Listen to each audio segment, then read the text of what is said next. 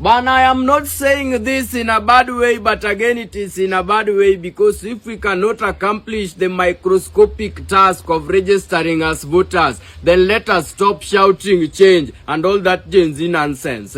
Those who desire change do not request for it politely. They manufacture it with their own hands. Otherwise, we are simply professional street marchers. We are perennial street athletes marching up and down like hired extras in our own tragedy. We are going to be seen as part-time clowns who don't even deserve competent leaders. And honestly, I'm starting to believe our leaders are a perfect mirror of us. They see us as magnificent idiots expecting 2027 to magically transform just because we tweeted about it. Things can only be different if we come out, register as voters, then vote out the rubbish our parents elected in 2024 and vote in new people who can actually ensure that you and me can afford basic needs without having to beg the government for it. So, if you're watching this video and you're not yet having yourself registered as a voter, ask yourself if your current suffering is the future you ordered, because the narrative will not change by osmosis. It is we, the sovereign people, who shall change it. Niliona President Ruto juzi akisema akiwa juu ya gari, na watu opposition nitawanyorosha asubuhi na mapema. Watu wako hapo wanashangilia, tutam. Sawa. Watu opposition wenye president anasema atanyorosha ni wakina nani? 1. Rigathi Gachagua. Number 2, Kalonzo Musyoka. 3, Martha Karua.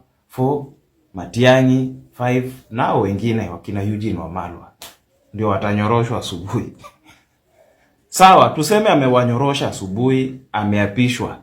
Kutumia kura yenu nyinyi wenye mnahetu wa Kikuyu, mnasema you are going kwa hii ballot ya 2027 to teach Kikuyu a lesson. Sasa tuseme mmefaulu, mmewatich wa Kikuyu lesson, Ruto amerudi kiti, for another term. My question is, Rigathi Gachagua ni maskini? Haezi kula, haezi fanya mambo yake kwa sababu Ruto amerudi second term. Kalonzo Musyoka izipua. Ruto akirudi second term, mambo yake itasimama. Matiang'i ni maskini? Martha Karua ni mtu maskini? Eugene Wamalwa izipua? Hapana. Aya, wao pia wamesema sawa, umerudi second term, hatuna shida. After there, nani atakuwa ananyoroshwa asubuhi kila siku? Ni nyinyi wenye mnaimba tu tamsai. Kwa sababu mnafikiri Ruto akisema anaenda kunyorosha opposition, mnacheka Gachagua. Mnacheka Kalonzo. Hao ndio watanyoroshwa. You think hiyo loss itakuwa ni yao? Mimi nataka niambie wa Kenya, don't trust huyu mtu na power. Power is too sweet. I'm telling you, power is too sweet. Hata Uhuru Kenyatta ni vile tu ni mtu alizaliwa kwa hiyo power. Ni kitu alikuwa amezoea. Hakutaka kungangania, but angechange hata katiba. Alikuwa na huo uwezo. Naona kabisa yaweza kuwa na huyu jamaa anaweza badilisha katiba. Atoe term limit. Power is too sweet. You saw what Moi did with the power. I'm warning people who are singing two term. Mtarudi hapa kwa mtandao kwanza kumobilize watu waende maandamano. We have a chance to change this country in 2027. Let us not go to this election with the spirit of revenge kwa Wakikuyu. It will cost us. I'm telling you. Hii mambo kusema wacha tuumie sisi wote. Wacha tuumie.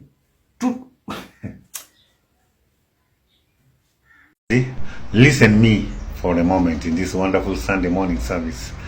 Last week, many polls in Kenya revealed something painful. You are allowed online by silent at the polling station. And here's the truth. If you don't register, if you don't vote, someone else will choose your future for you. While you stayed home, the elderly came out, many even bribed, and they decided leaders who will shape your tomorrow. My friend, you cannot fight corruption on TikTok alone. You cannot change Kenya with hashtags. You cannot stay on the sideline and expect a new nation. Your vote is your power. Your registration is your first step. Your presence, my friend, is your weapon. Every young person who gets a voter's card is declaring, I refuse to surrender my future. I refuse to let others speak for me. Gen Z, you have the numbers. You have the influence. You have the energy, my friend. Now use it. Don't let your future be stolen because you stayed silent. Rise, register, show up. My friend, Kenya is waiting for you. Thank you so much for listening. I am Pastor Seb Oti. But your response cannot be to tell me 1 term or 2 term. Who are you speaking to? That is partly why you are seeing this low voter turnout. So when you look at the candidates, what do they represent? 1 term or 2 term? Mm-hmm. Where is the solution to my economic problem? Mm-hmm. What am I going to vote for in this election? Mm-hmm. What am I going to pick? What's my take home at the end of this election? Let me read, Willis, for you something that Senior Counsel James Orengo said there before you make your comments. He wrote this early on Twitter, said, we can't be first world if years after Constitution 2010, we can't hold peaceful and fair elections. The militarization and gunification of election is an evil worse than Mlolongo. The East African neighborhood is becoming, or has been, extremely intolerant and despotic. Again, to make the point that we're just getting clear that for the first time, this gunification of our politics, that has been an underbelly of our politics, is just playing out. And this is our new reality. And there's really no one, no institution whatsoever that is able to handle this and rein in the gunification of our politics. Is that a correct lens to look at? It's true. It's true. In fact, the first step, you asked the question of who should we blame. Maybe my friend, because you asked the political party, is a bit polite. We blame legacy politicians, number 1. Those who want to maintain their positions at all costs. Mm-hmm. This is all they know. They're the ones who gave back to these goons. They're the ones feeding these goons, and now they're deploying them to undermine the provisions of our constitution. It is about holding power. When my brother and in-law here says that it's whoever won, even if you win by 1 vote, and you won. I mean, what victory are you going to have when people have died out of that process? There's no victory there. Because it's not a competition of individuals that I'm ahead of you, I'm first past the post. No. The competition in politics should be a competition of ideas, because you are seeking to represent the people. It's a donation of sovereignty. So victory should be that the people have won by choosing this particular policy. Not that this individual, that you have won by 1 vote, now we are celebrating. What are you celebrating?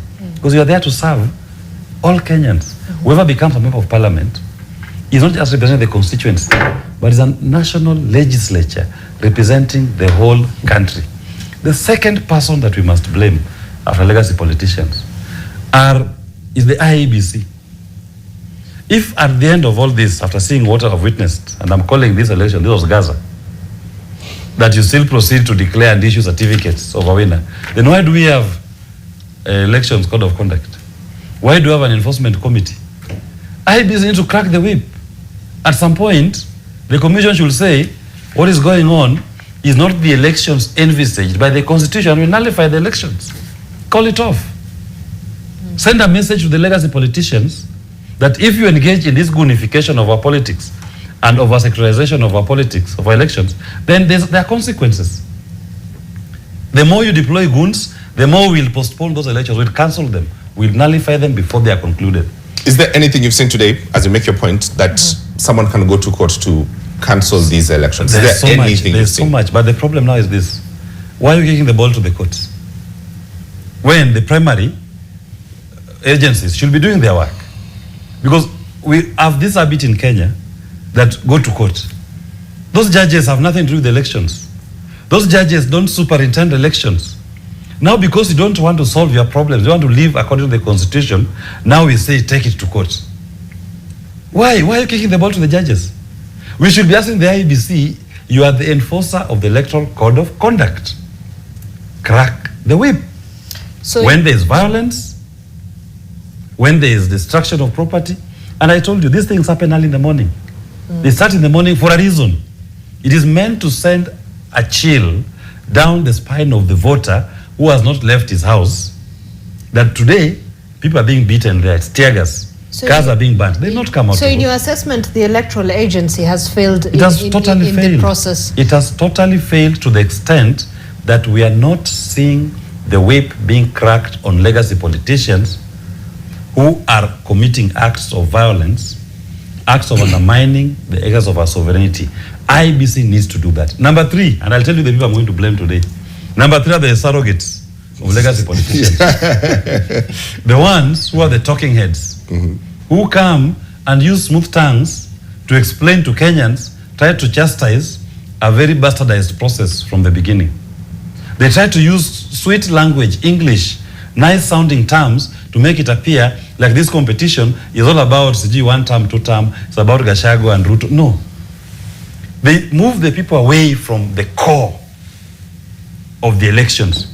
We are not now discussing the elections based on the principles of our electoral system in the Constitution.